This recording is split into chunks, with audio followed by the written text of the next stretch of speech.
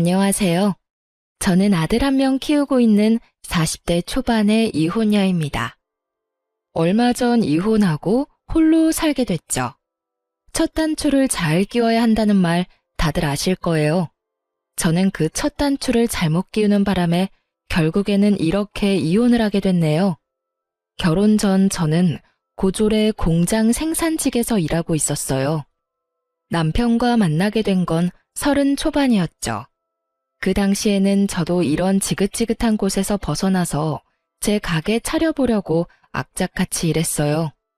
그렇게 돈만 벌며 살던 저와 인연을 맺은 남편은 당시 중소기업에 다니던 평범한 회사원이었어요. 그런데 만난 지 1년도 안 되어 결혼에 대해 진지하게 생각할 수밖에 없는 일이 벌어졌습니다. 바로 소중한 새 생명이 제 뱃속에 자라나고 있었던 거죠. 남편은 당장 결혼하기를 원했고 저도 곧 결혼을 할 수 있을 거라 생각했어요. 그런데 인사를 갔던 날 제 기대는 와장창 무너졌습니다. 나는 너 며느리로 인정 못해. 공순이 주제에 감히 누구한테 들러붙으려고 해? 여보, 들을 것도 없어요. 애 빌미로 아들 꼬시려는 꽃뱀이라고요. 그러니까 이야기 듣고 자식 할 것도 없어요. 썩 나가지 못해? 시모의 행동에 놀란 사람은 저뿐만이 아니었습니다. 남편과 시아버지조차도 깜짝 놀란 거죠. 이렇게 사람을 내쫓을 만큼 나쁜 사람이 아니라고 하더군요. 평소 하는 행동을 보면 말이죠.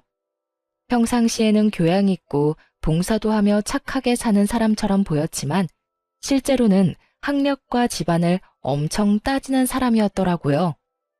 어머니, 갑자기 왜 이러세요? 이야기라도 들어보고 말하셔야죠. 이렇게 다짜고짜 내쫓으면 어떡합니까? 말이라도 들어보세요. 그래 여보, 이 아가씨가 도대체 뭘 잘못했다고 이렇게 난리야? 우리 애도 이미 늦은 결혼이고 빨리 애 가져서 들어오면 좋지. 왜 이렇게 유난이야? 시부는 늦은 결혼을 하는 아들이 손주까지 데려왔다는 사실에 그저 즐거워만 하셨어요.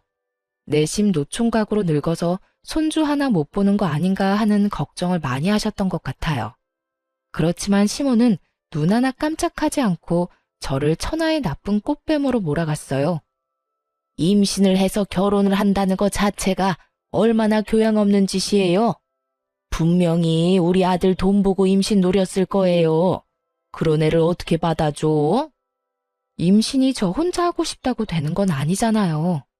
예정에 없긴 했지만 그래도 둘 사이에 애정이 있기 때문에 전혀 문제 없다고 생각했는데 시모가 걸림돌이 될 줄 몰랐죠. 그런 시모를 보고 시부도 놀랐는지 제게 그러더군요. 아이고 미안하네 아가씨. 오늘은 일단 갔다가 다음에 다시 와야겠어. 이 사람이 지금 이야기할 상황이 아니네. 너도 어서 가. 그렇게 첫인사에서 저는 굉장히 불쾌한 상황을 마주할 수밖에 없었어요. 그런데 그 뒤에 더 열받는 일이 있었어요. 시모가 남편 몰래 저를 불러내더라고요. 인사를 갔다 오고 일주일도 안 된 주말이었어요. 약속 장소에 나갔더니 정말 드라마처럼 돈 봉투를 턱하니 내밀더군요. 저는 어이가 없어서 시모 얼굴만 쳐다봤죠. 설마 아니겠지 하고 말이죠. 아가씨, 돈이 목적이면 내가 그 돈 줄 테니까 제발 우리 아들이랑 좀 헤어져 줘. 응? 아니 생각해봐. 우리가 얼마나 애지중지 키운 아들인데 너같이 공장에서 일하는 여자랑 결혼을 시킨다는 게 말이 돼? 내가 넉넉하게 넣었어. 맨입으로 하라는 거 아니다. 몸조리 하려면 이래저래 돈 많이 필요할 테니까 어서 이 돈 받아. 죄송하지만 저는 헤어질 생각 없어요. 뱃속에 애가 아빠 없이 자라는 것만은 막아야 한다고 생각하고 있고요. 그 사람이 다행스럽게도 저와 뱃속의 아이를 책임져 주겠다고 했으니 저도 남편과 함께할 생각이에요. 제가 하는 말이 정답은 아니었는지 시모의 표정이 일그러지기 시작하더군요. 뱃속에? 그 애가 우리 손주라는 증거가 어디 있어? 나는 아가씨 뱃속에서 나온 애를 내 손주라고 받아들일 수가 없어. 누구 씨를 뱃속에 품고 와서 이러는지 몰라도 이제 여기서 그만두라고. 고졸의 공순이에, 아휴, 내가 말로 열거하자면 끝이 없으니까 여기서 접어. 세상에 많고 많은 여자 중에 왜 너같이 아무것도 없는 여자가 감히 우리 아들을 넘봐? 시모는 그렇게 이야기하고 돈도 놔두고 바로 떠나가 버렸어요. 저는 그 돈 봉투를 보며 어떻게 할까 생각을 했죠. 남편에게 물었더니 남편은 난감해하며 도와줄 방법을 못 찾더라고요. 하긴 시모의 극성맞은 모습을 보고 나서 움츠러든 남편도 이해는 갔어요. 하지만 이런 상황에서는 당연히 저와 아이를 더 중요하게 생각해줘야 하는 거 아닌가요? 곰곰이 생각하던 저는 정말 좋은 생각이 났어요. 저를 좋게 봐주던 시아버지가 떠올랐거든요. 시아버지를 만나면 일이 잘 해결될 것 같아서 그날 저녁 바로 돈봉투를 들고 시댁으로 찾아갔어요. 시모와 시부가 함께 있는 시간을 노려서 말이죠. 네가 여기가 어디라고 와? 당장 안 나가? 어머니, 아버지한테 볼 일 있어서 온 거니까 좀 비켜주세요. 자, 들어가자. 남편이 시부를 맡아주는 바람에 별 마찰 없이 시부를 보러 갈 수 있었죠. 시부가 저를 반갑게 맞이해주더군요. 아이고, 몸도 무거울 텐데 어떻게 여기까지 왔어? 자자, 앉아요. 그래, 나한테 할 이야기가 있다고? 네, 여기. 저는 시모에게 받은 돈 봉투를 그대로 시부에게 돌려줬어요. 당연히 아무것도 모르는 시부가 의아해하며 눈을 동그랗게 뜨고 물었어요. 이게 뭔가? 아무리 생각해봐도 돈 받고 헤어지는 건 뱃속의 애를 생각해서도 안 될 일인 것 같아서요. 직접 거절의 말씀 드리려고 찾아뵀어요. 솔직히 임신을 저 혼자 한 것도 아니고 남편과 함께 임신했는데 아이가 다른 사람 아이 아니냐고 말씀하시는 거 듣고 저도 너무 억울해서 많이 울었거든요. 그 상황에서 이 돈까지 받으면 그게 진짜처럼 보일까 봐. 애 태어나면 바로 친자검사 할게요. 그러니까 제발 우리 애한테 아빠만은 빼앗지 말아주세요. 저는 눈물을 흘려가며 호소했습니다. 눈물을 흘릴 생각은 없었는데 말하다 보니 제 처지가 불쌍하고 열받아서 눈물이 나오더라고요. 그런데 제 이야기를 듣던 시아버지가 화가 머리끝까지 났는지 얼굴이 새빨개지더군요. 당신, 여기 와봐. 결국 시아버지가 시모를 불러들였어요. 당신 설마 돈 주고 헤어지라고 했어? 당신 제정신이야? 애들이 좋다는데 왜 당신이 나대고 난리야? 여보, 집에 사람 들이는 게 얼마나 조심해야 하는 일인지 몰라서 그래요? 아무나 들였다가 집안 풍비박산 망하기 일수인데 막말로 뱃속에 애가 우리 아들 애인지 아닌지 어떻게 알아요? 이 사람이 지금 당신 행동이 제일 문제인 거 몰라? 사람 아무나 들일 수 없는 건 맞는데 당신이 뭔데 맞다 아니다를 판정하는 거야? 고졸의 생산직이라는 게 그렇게 마음에 안 들어? 당신도 중졸인데 뭐가 그렇게 마음에 안 드는데? 개구리 올챙이적 생각 못한다더니 귀한 식품은 며느리 될 아가씨를 왜 이렇게 핍박하는 거야? 막말로 나이 40에 장가도 못 가고 있던 우리 아들 이제 드디어 번듯하게 자기 가정 꾸릴 수 있게 됐는데 뭐가 그렇게 화가 나는데? 여보, 그런 게 아니잖아요. 옛날이랑 다르게 요즘에는 얼마나 좋은 아가씨들이 많아요. 그리고 그런 여자들 말고 이 여자가 좋다잖아, 당신 아들이. 아들이 그렇게 귀하면 아들 마음 정도는 헤아려서 행동하라고. 이 아가씨랑 찢어놨다가 당신 아들이 당신한테 실망해서 얼굴도 안 보게 되면 그건 다 당신 탓이지. 이래서는 끝이 안 나니 내가 말하지. 이 아가씨 며느리로 드릴 테니까 싫으면 당신이 나가. 알아들었어? 결국 시아버지의 강경한 말에 희비가 갈렸습니다. 결국 그 자리에서 상견례에 대한 이야기까지 다 마쳤고 저와 남편은 결혼할 수 있다며 좋아했죠. 하지만 그 덕분에 저에 대한 시모의 앙금과 분노는 차곡차곡 시모 마음속에 정립이 되고 있었던 모양이었어요. 상견례 날 시모의 그 분노를 고스란히 느낄 수 있었거든요. 저희 집에는 아버지가 계시지 않아서 어머니 혼자만 나오셨거든요. 아버지는 제가 고등학교 졸업반일 때 한쪽 다리를 잃고 투병 중이다가 남편과의 결혼 이야기가 나오기 직전에 돌아가셨으니까요. 친정 어머니는 시장에서 야채를 파는 일을 하셨는데 한 번도 엄마를 부끄럽다 생각한 적이 없었어요. 여태껏 어머니 홀로 아버지 간병에 돈 벌랴 집안일 하랴 저와 남동생 돌보랴 고생하신 걸 너무 많이 봐서 저도 대학에 가지 않고 공장에 취직한 거였거든요. 대학을 가기에도 나쁘지 않은 성적이긴 했는데 장학금을 받을 정도로 잘하지는 못해서 결국은 취업을 선택했어요. 아버지가 죽고 보험금이 나오긴 했지만 밀린 병원비에 빚을 갚고 나서는 얼마 남지 않았어요. 그런데 어머니는 그걸 쓰지 않고 모아놨다고 했어요. 이거 저 결혼할 때 주겠다고요. 그만큼 마음이 곱고 여린 분이셨어요. 그래서 시모에게 나쁜 소리를 듣지는 않을까 걱정됐고요. 상견례 때 시모는 대놓고 저와 친정에 나쁜 말을 하지는 않았어요. 당연한 일이었죠. 시아버지가 두 눈을 부릅뜨고 있는데 그게 가능할 리가 없잖아요. 저희 집 사정을 듣게 된 시아버지는 10년이 넘는 시간 동안 지아비 병간호를 해온 저희 친정어머니를 보며 느끼는 게 참 많았나 봐요. 부모를 보면 자식을 볼 수 있다고 했는데 한결같은 마음으로 아버지 곁을 지킨 어머니를 보며 저도 그렇게 힘든 일이 벌어질 때도 남편을 잘 지켜줄 수 있을 거라는 생각을 하신 모양이었어요. 좋은 분위기에서 상견례가 끝나고 드디어 나를 잡자는 말까지 나왔죠. 그때 시모가 한마디 했어요. 솔직히 무슨 생각으로 딸 결혼시키는지 모르겠네요. 아니, 이렇게 힘들게 야채 장사하면서 돈 버는 분이 애 결혼시킬 돈이나 벌어놨겠냐고요. 이 사람은 모르겠지만 저는 비투성이 사돈은 필요 없네요. 솔직한 말로 이 결혼 저희 아들이 너무 아깝네요. 당신네 집안이 뭐 내세울 게 있기를 해. 딸이 학벌이 좋기를 해. 돈이 많기를 해.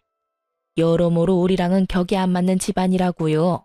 그걸 알고 있으면 그만! 여기까지 와서 뭐 하는 거야? 제가 틀린 말 했어요. 힘들게 살았으면 힘들게 산 대로 분수에 맞는 사돈을 찾으라고요. 사부인께서 걱정이 많으시네요. 저는 그저 제 딸아이를 존중하는 것뿐입니다. 사부인께서도 아드님 마음을 존중해서 여기 나오셨겠지요. 두 사람이 좋다는데 옆에서 말리면 더 반발을 할 테니 한번 믿고 저들 하자는 대로 해주세요. 둘 다 성인이고 생각이 있겠죠. 척지면 척지는 대로 힘들어지는 건 늙은 우리들 아니겠습니까? 결국 시모는 친정어머니를 상대로 격이 낮아서 장가 보내는 게 마뜩잖다고 말했고 친정엄마는 시모에게 그러다가 아들한테 버림받는 건 너라고 응수한 셈이죠. 그 뒤에 시아버지의 잔소리를 들으며 시모는 결국 저희의 결혼을 허락할 수밖에 없었어요. 그렇게 저희는 행복한 결혼 생활을 시작했습니다. 정말로 처음에는 우리가 영원히 행복할 줄 알았어요. 시모라는 큰 벽이 남아 있었지만 어떻게든 잘 될 거라 생각했죠. 결혼 4개월 만에 아들을 낳았을 때 시아버지가 정말 좋아하셨어요. 그런데 아들은 외탁을 해서 저를 더 많이 닮았더군요.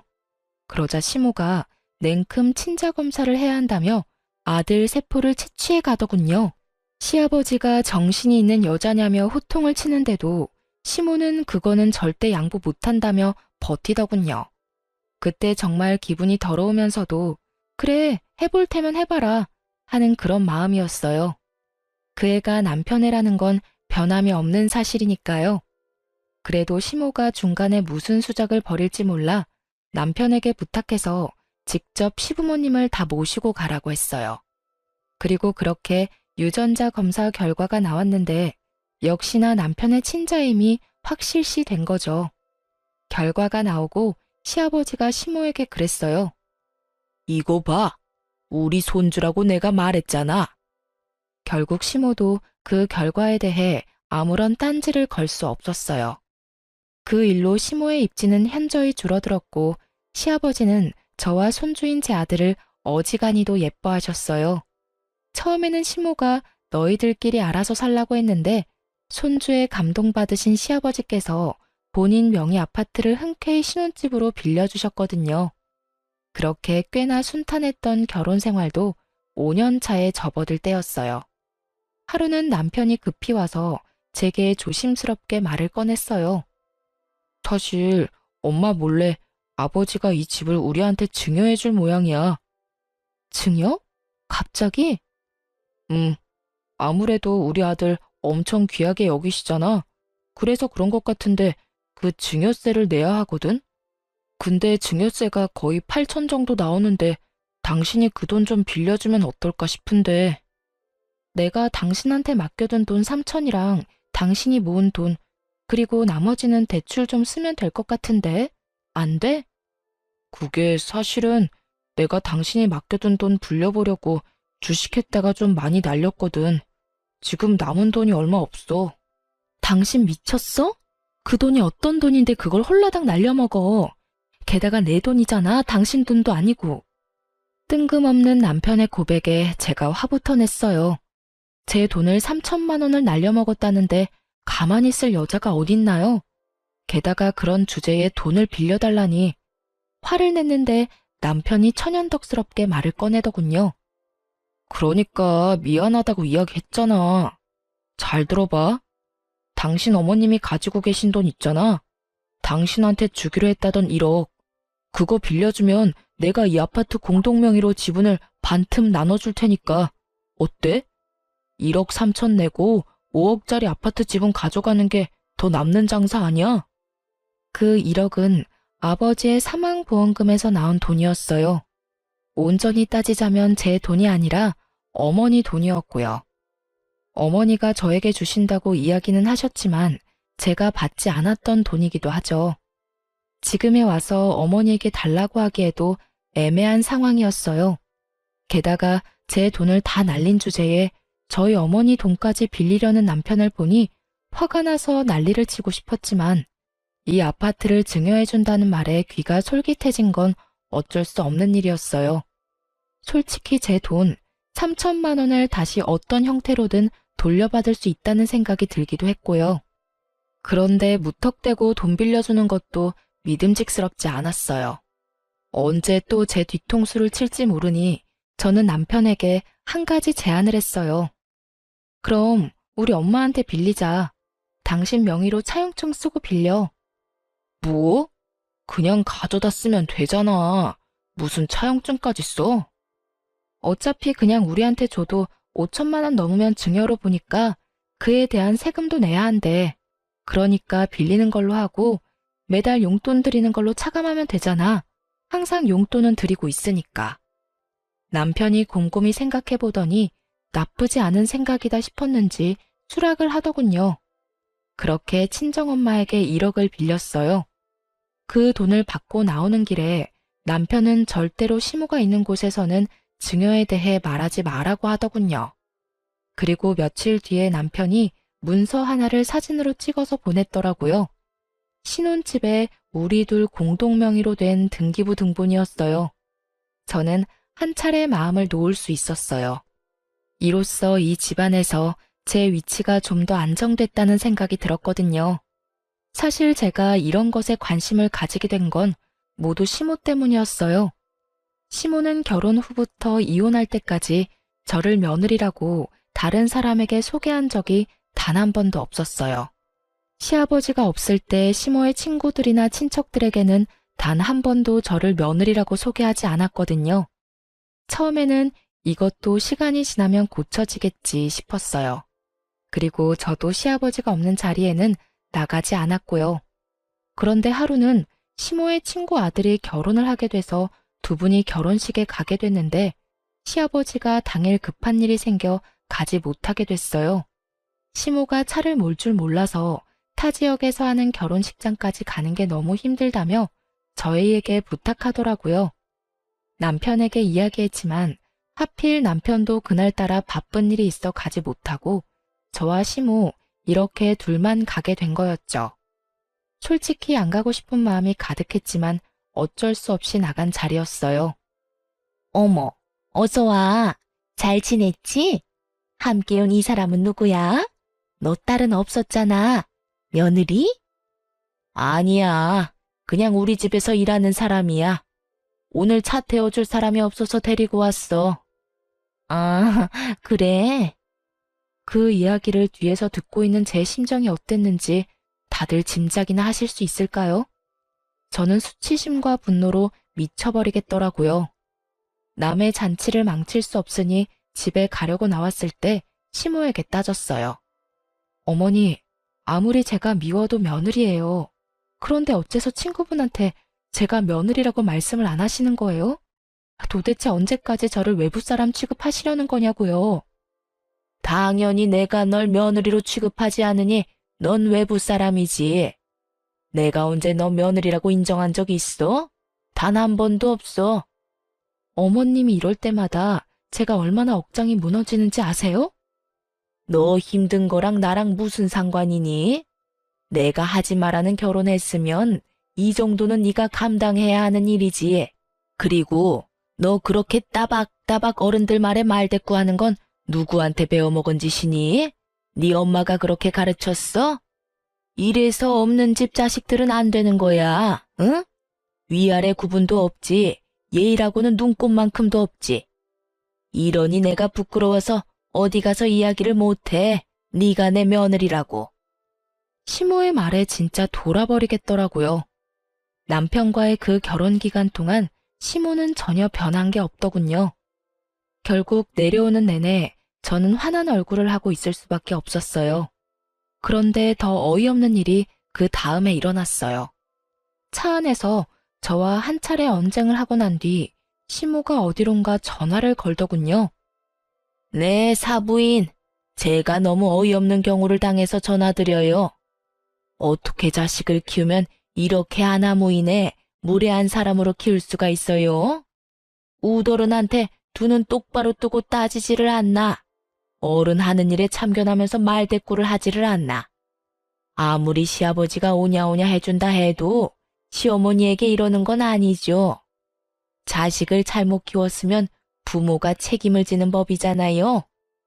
경악스럽게도 그 자리에서 저희 어머니에게 전화를 걸어 제 욕을 하며 친정어머니까지 까내리더군요.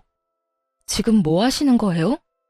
고속도로라 차는 세울 수도 없었고 눈을 뗄 수도 없어서 정말 미칠 노릇이었어요. 마지막 휴게소를 방금 지나쳐온 터라 내릴 수도 없었죠. 자식 교육 똑바로 시키세요. 내가 이래서 두 사람 결혼 반대했던 거예요. 무슨 격이 맞아야 이야기를 하던지 말던지 할 거 아니야? 아직도 내가 분이 안 풀려. 어떻게 그 좋은 여자들 다 놔두고 이런 여자를 만나서 결혼을 해? 내가 속상해서 정말 못 살아.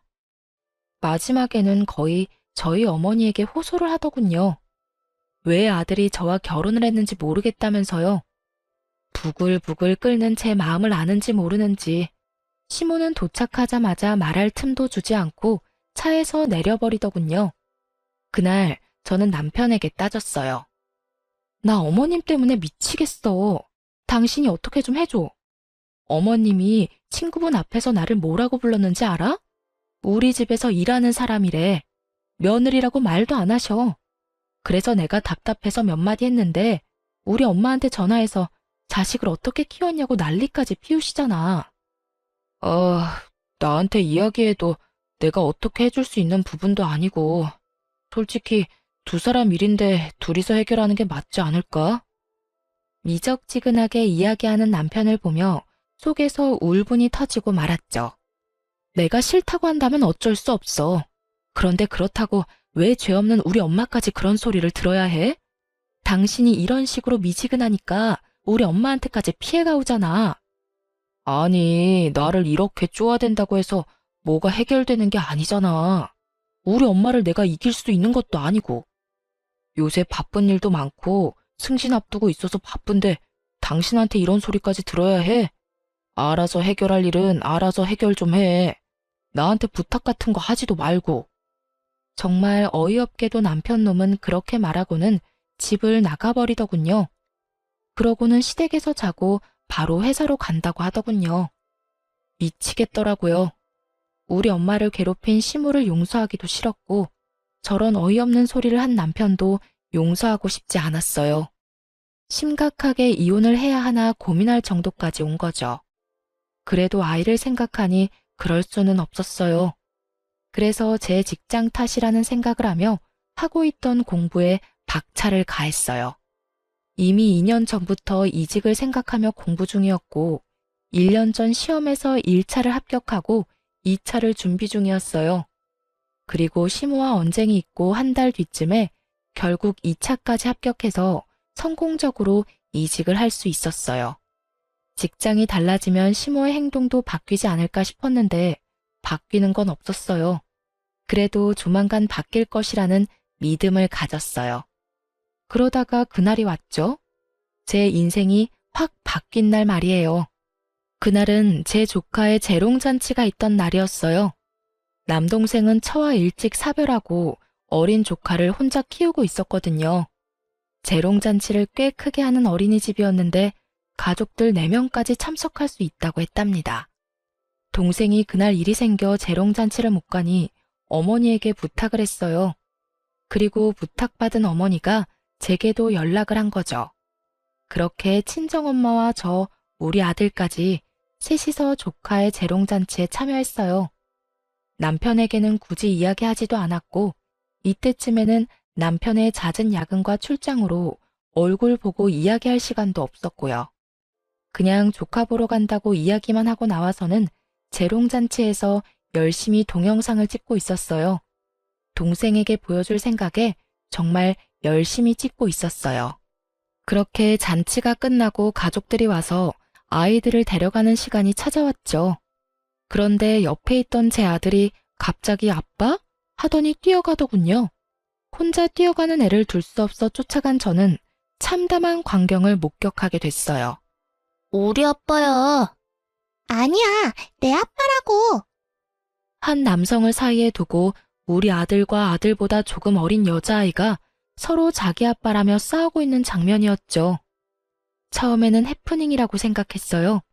남편이랑 많이 닮은 사람인가 싶었는데 가까이 다가갈수록 남편이 너무 확실하더군요. 근데 갑자기 그 소란스러움에 한 여자가 등장했어요. 그 여자는 활짝 웃으며 제 남편에게 팔짱을 끼더니 이내 뒤에서 쳐다보는 저를 쓱 보곤 놀라서 팔짱을 놔버리더군요. 이내 아무 일도 없었다는 듯 자기 딸을 안아 올렸어요. 엄마, 우리 아빠잖아. 그런데 제가 계속 자기 아빠라고 우겨.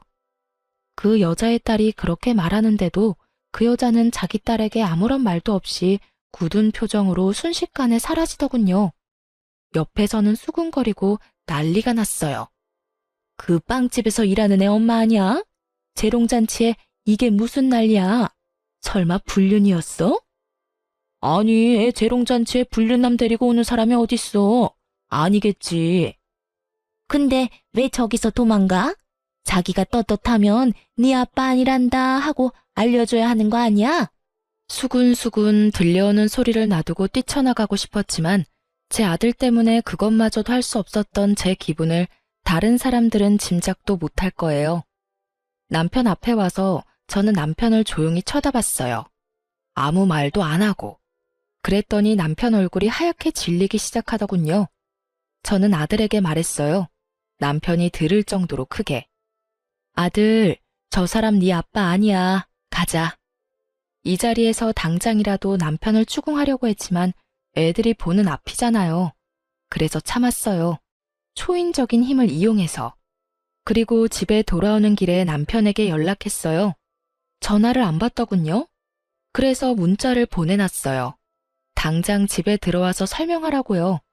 그런데 장장 일주일을 집에 안 들어오더군요. 결국 참다 못한 저는 상간녀가 차린 빵가게로 찾아갔어요. 그때 재롱잔치 때 몇몇 사람들이 그 가게 아니냐며 말하는 곳을 외워둔 참이었거든요. 혼자서 작은 빵가게를 운영하고 있더라고요. 가게 안으로 들어가니 2~3명이 빵을 고르고 있더군요. 그리고 곧 제 얼굴을 확인한 상간녀가 저와 눈을 마주치지 않으려 아주 용을 썼어요. 그러면 뭐해요? 뇌리에 이미 상간녀 얼굴이 딱 박혀버렸는데. 저는 태연한 표정으로 빵부터 샀어요. 빵빵한 크림이 든 것들로요. 그리고 계산을 했죠. 정당하게 주고 산 빵을 봉투 넣어주는데 제가 그걸 들고 상간녀에게 물었어요. 우리 남편 어딨어? 당신이 데리고 있는 거야? 당신은 알지? 지금 어디 있는지. 상간녀가 당황했는지 제게 그러더군요. 지금 영업 중이에요. 나중에 영업 끝나고 말할게요. 여기서 이러면 영업 방해라고요. 내 남편 상간녀한테 행방불명된 남편 행방 물어보는 것도 영업 방해야? 소송 걸고 싶으면 걸어. 나도 어차피 당신 상간녀로 소송할 거니까. 내 남편 행방 묻는 건 영업 방해고 내 남편 꼬셔서 데리고 사는 건 잘못이 아니다. 뭐 그런 생각인가 본데 세상 편하게 사시네? 바퀴벌레처럼 구석에서 조용히 딴 살림 차린 두 연놈들이 자기들 구미에 맞게 아주 버러지 같은 짓만 골라서 해? 그 사람이 당신 말고 저를 선택한 건 잘못이 아니죠. 저희가 사랑하는데 당신이 걸림돌인 거지. 사랑하고 싶으면 이혼을 하고 했어야지. 유부남이랑 사랑하는 게 잘못이라는 걸 몰라서 그딴 정신 나간 소리 짓거리는 거야? 와, 오랜만에 상상 이상의 개소리를 들으니까 정신이 혼미하네. 저는 들고 있던 빵을 가게 바닥에 툭 하고 떨어뜨렸어요. 그리고 말했죠. 남편이 지금 내 연락 다 씹어먹고 당신 집에 잠적 중인 것 같은데 이 말 꼭 전해줘요. 당장 안 오면. 그렇게 말하고 떨어뜨린 크림빵을 발로 콱 짓밟았어요. 크림이 온 사방으로 튀도록 말이죠.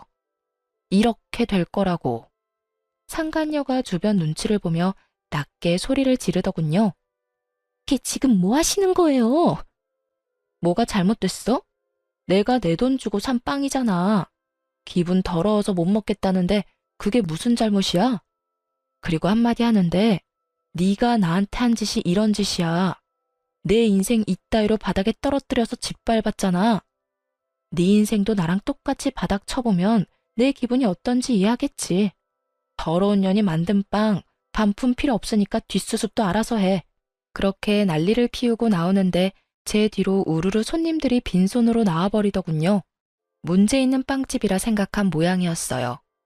그리고 그날 저녁 저는 그렇게 보고 싶던 그놈 면상을 볼 수 있게 됐죠. 집에 갔더니 남편 놈이 무릎을 꿇고 저를 기다리고 있더군요.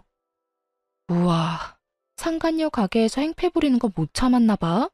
그렇게 불러도 답 없더니 거기 한번 찾아갔다고 바로 여기를 찾아와? 근데 너무 늦었다는 생각 안 들어? 내가 제일 싫어하는 게 뭔지 알아? 사고 치고 나중에 수습하려고 용서받는 거거든. 저번에도 그랬지? 내 돈 3천만 원 가져가서 주식으로 날렸을 때도. 근데 이번에는 상황이 달라. 넌 정신이 있는 놈이야? 쥐새끼처럼 여기저기 돌아다니면서 번식 활동하느라 그간 집에 소홀한 거였어? 나는 이혼하면 끝이야. 근데 내 아들이 받을 상처는 생각해 본 적 없지? 난 그게 용서가 안 돼. 차라리 나한테만 들켰다면 용서했을지도 모르지. 그런데 감히 귀한 내 새끼를 그런 곳에서 창피를 줘? 여보, 미안해. 입이 10개라도 할 말이 없어. 그치만 이혼은 제발 안 돼, 여보. 왜 이혼을 안 해? 난 못 살아. 당신 그 여자한테 돈 주고 있지? 내가 그걸 용서할 것 같아? 상간녀랑 그 혼외자까지 다 버리겠다고 하면 내가 용서해줄지도 모르지. 그렇게 할 수는 있어? 그건 그래도 친자식이고 매달 양육비로 돈도 지급해야 하고 그쪽에서 내가 친부라고 소송 걸어서 이기면 양육비는 무조건 줘야 하는 거라서. 아, 그 여자가 그런 식으로 자기 숨구멍 하나는 열어놓겠다는 생각이지? 불륜으로 바람 펴서 애를 낳아놓고 양육비는 받아가시겠다? 내가 그 꼴 보면서 살 수 있을 거라고 생각해? 정말로 여보, 인연은 끊을 수 있는데 그것만은 하게 해줘야지. 그래, 애가 뭔 잘못이겠어. 잘못은 어른이 했는데. 그러니까 네 행동에 책임져. 나랑 깔끔하게 헤어지고 그 여자랑 살아. 그년이랑 그년 딸이랑 하하호호 즐겁게. 근데 상간녀 학력은 좋니? 너희 엄마가 네 상간녀를 며느리로 인정이나 할까? 어딜 가도 며느리로 인정 안 하겠지. 불륜으로 집에 들어온 여자를 인정하겠어? 그 고고하고 교양 있는 너네 엄마가? 갑자기 엄마 이야기는 또 왜 해? 어쨌든 이혼만은 참아줘. 제발 부탁이야. 절대 이혼을 안 해주겠다는 남편을 데리고 시댁을 냅다 찾아갔어요. 그리고 까먹지 않고 친정엄마에게 받아둔 차용증까지 챙겨갔죠. 시댁 가서 남편이며 시모며 다 정리해버릴 생각으로요. 이미 제 마음속에는 이혼 말고 다른 길은 없었거든요. 고개도 못 드는 남편놈을 데리고 가니 시모가 꽥 소리를 지르더군요. 네가 여기는 무슨 일이냐? 용건 없으면 코빼기도 보이지 않더니. 무시하고 들어가니 다행히 시아버지도 계시더군요. 저는 모두가 보는 앞에서 남편과 상간녀, 상간녀의 딸과 제 아들이 마주한 그 개판 같았던 날의 동영상을 틀어줬어요. 이게 뭐야? 예상대로 시아버지가 깜짝 놀라더군요. 아버님, 저 이 사람하고 이혼하려고요. 바람도 폈는데 애까지 있어요. 근데 이 사람이 이혼을 안 해주겠대요. 그 여자랑 관계도 못 끊을 거면서. 어떻게 저한테 이럴 수가 있어요? 우리 아들이 얼마나 상처를 받았는지 이 남자는 생각도 없어요. 그 여자랑 모든 관계를 끊으랬더니 그것도 못한다잖아요. 그런 제가 남편과 결혼 유지할 필요가 있겠어요? 그러니 공동 명의로 된 우리 신혼집 팔고 저희 어머니가 빌려준 1억이랑 제 돈 3천만 원 먼저 돌려받고 싶어요. 잠깐. 너 무슨 말 하는 거냐? 신혼집이 공동명의라니. 시아버지가 처음 듣는 것처럼 눈을 동그랗게 뜨고 제게 되묻더군요. 저야말로 당황해서 차용증을 내밀며 말했죠. 아버님이 그때 남편한테 집 증여해준다고 하셨잖아요. 남편이 그때 돈 빌려가서 공동명의로 해준다고 했는데. 저는 쎄한 느낌의 남편놈 얼굴을 쳐다봤어요. 똥 됐다는 표정으로 눈만 질끈 감고 있는 남편놈 얼굴이 보였죠. 나는 증여를 한 적이 없다. 너 이게 무슨 이야기인지 당장 말해봐. 남편이 아무 말도 못하고 우물쭈물 하더군요. 시아버지가 버럭 노성을 질러댔어요. 그 돈 어디다 썼는지 말하라고 했지? 여자 가게 낼 때 빌려줬어요. 1억 3천만 원. 그리고 딸 양육비로도 좀 주고 그랬어요. 아이고, 이런 미친놈을 봤나? 불륜을 제 돈으로 한 것도 아니고 제 마누라 돈으로. 시아버지의 집은 증여가 된 게 아니었고 제게 보여준 건 위조된 문서였던 거죠. 당황해서 열받은 저보다 더 화가 난 게 시아버지였습니다. 바람이 난 것도 모자라서 지금 간도 크게 이 애비 집으로 사기까지 쳤어? 네가 정신이 있는 놈이냐 없는 놈이냐? 도대체 뭐가 모자라서 바람을 피웠어? 아버지, 어쩌다 보니 그렇게 된 거예요. 그리고 지금은 와이프보다 그 여자한테 더 마음이 가고. 이놈, 그걸 말이라고 해? 조강지처가 두 눈 부릅뜨고 앉아있는데 뭐? 내가 너를 그리 키웠어? 누가 책임감 없이 싸지르고 돌아다니라고 했냐? 너 어떡할 거야? 지금 이 상황 어떻게 수습할 거냐고? 어떻게 하긴요. 아버지가 돈 좀 빌려주시면. 안 된다.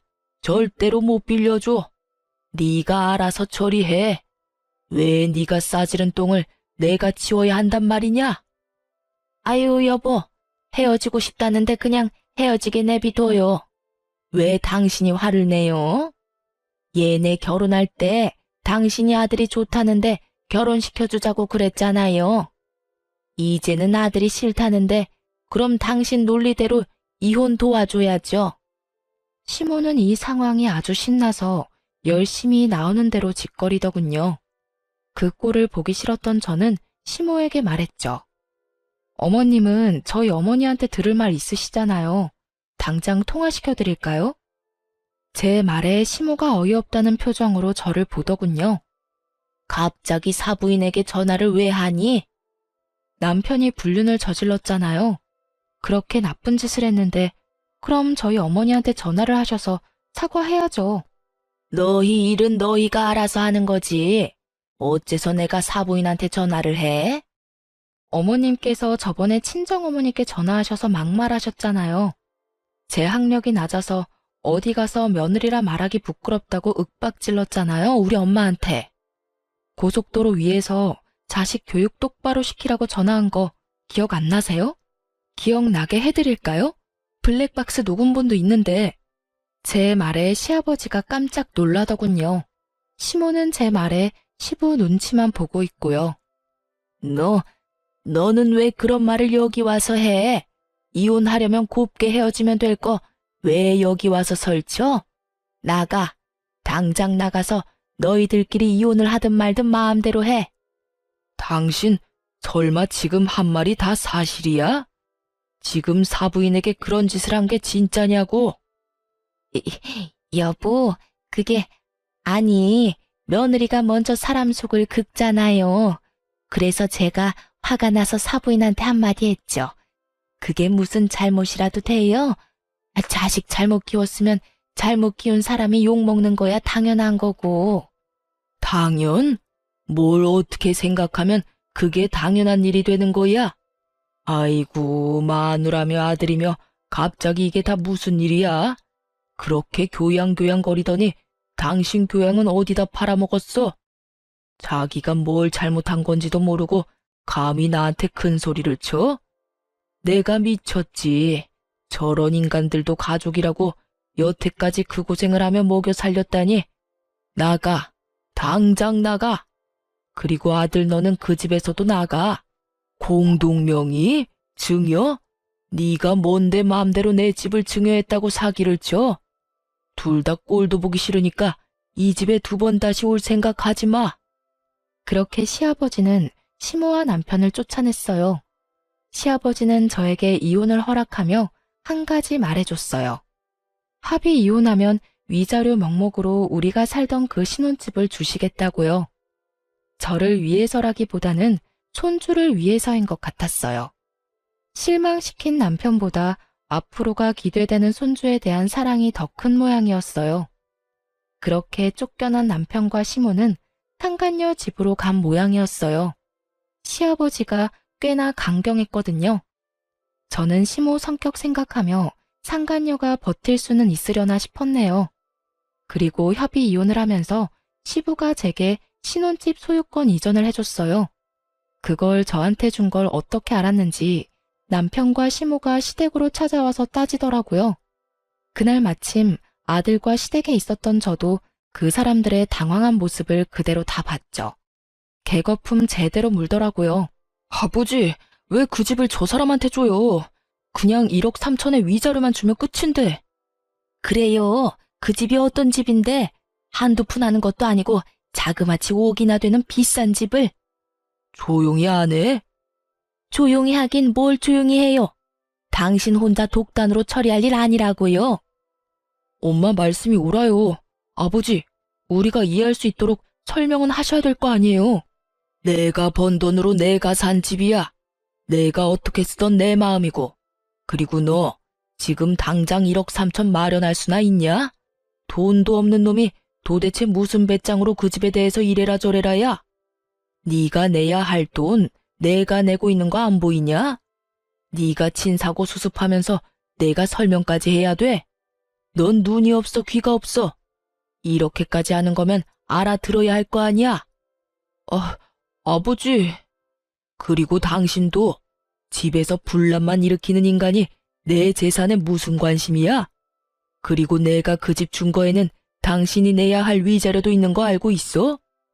며느리가 당신의 그 교양 없는 행동으로 당신한테 위자료를 청구할 수도 있다고. 그거 내가 다 감당해주고 있는데 여기 와서 큰 소리 칠 군번이냐고. 내가 내 손주랑 며느리한테 이 집 물려주는 거에 관심이 많은가 본데 관심 들 거. 그리고 이 집에 누가 들어오라고 했어? 당장 둘 다 안 나가. 집안 망신에 돈까지 다 날려먹은 인간들 주제에 뭐 잘났다고 여기 와서 낯짝을 들이대? 자기 밥그릇 뺏길 것 같다고 헐레벌떡 뛰어와서는 개새끼 마냥 낑낑대는데 제발 좀 그만해. 너네한테 줄 건 단 하나도 없어. 결국 시부가 남편과 시모를 쫓아내버렸어요. 어찌나 속이 시원하던지. 그런데 벼랑간 두 사람 사이에 시비가 붙어버리더군요. 이게 다 뭐야? 너 때문이야. 네가 바람만 안 폈어도 이런 일 없어.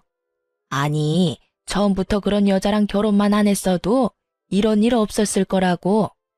시모가 먼저 아들 탓을 하더군요. 그의 또 아들은 지지 않고 맞받아치고요. 왜 그게 제 탓이에요? 엄마가 경거망동하면서 그놈의 교양 찾느라 이 여자 저 여자 다 싫다고 해서 그렇게 된 거지. 그리고 장모님한테까지 전화한 건 선을 넘은 거죠. 어떻게 그게 내 탓이야? 너가 애초에 그런 여자를 안 만났으면 됐지. 와이프 아니더라도 엄마 마음에 드는 사람이 있긴 해요? 같이 살던 그 사람도 이제 엄마랑 나 버리고 애랑 도망갔잖아요. 아니, 기생충처럼 들러붙어 사는 주제에 무슨 시집살이를 그렇게 심하게 시켜요? 그 여자가 있어서 그나마 살았는데 냉큼 쫓아내기나 하고. 뭐?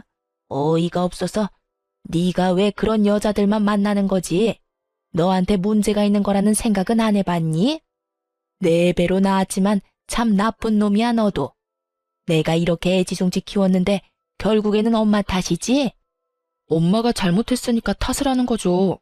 쫓겨난 주제에 주인처럼 굴면 누구라도 화내겠죠. 엄마랑 있어 보니까 전 부인이 왜 그렇게 나더러 닥달을 했는지 알겠어요. 안 보는 게 속편하지. 어휴. 결국 둘이서 집 앞에서 싸우다가 다시 나온 시부의 노성에 결국 깨갱하고 돌아가 버리더군요. 그렇게 시아버지 덕분에 깔끔하게 협의 이혼을 할 수 있게 됐어요. 그리고 시아버지에게 감사해하며 손주와의 시간은 항상 원하시는 대로 해드리고 있어요. 앞으로는 전 남편 같은 인간 또 만날까봐 아들만 잘 키우며 살 생각입니다.